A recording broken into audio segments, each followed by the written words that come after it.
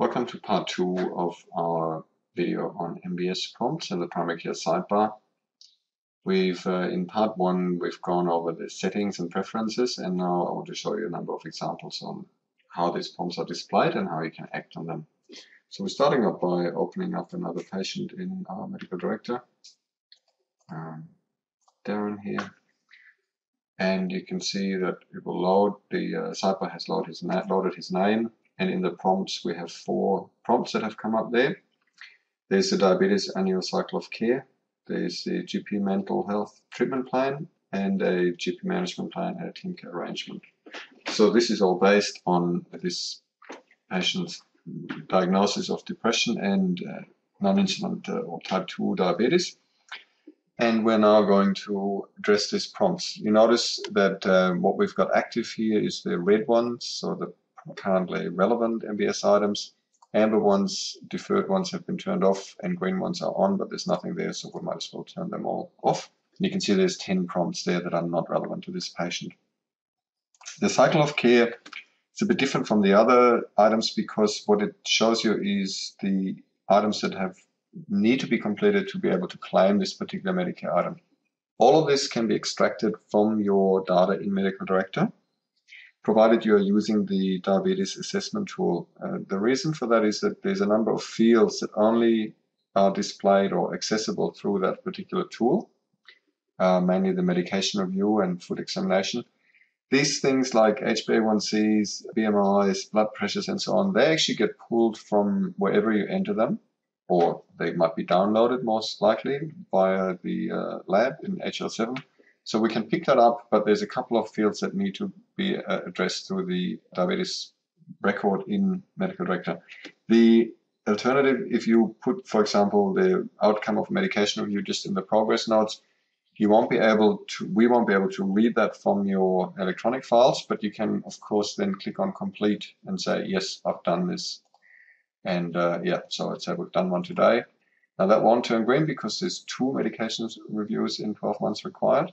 But I'll just show you how, if we enter a result here that is relevant, let me just check again, what do we need? We need a BMI. So if we just do a basic weight assessment there for Darren, that will show you. So we'll just save that.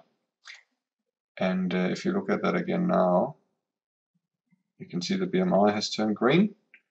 And so do the other ones as well. So if I enter blood pressure or lipids or whatever it is, so they will turn green. It is not so much to show you as you enter the results or as the results come in. It is more if Darren presents next time, you can have a look at his diabetes cycle of care and you can see where he's at, if he's up to date or what the areas are where they need to be addressed to complete that particular item of care.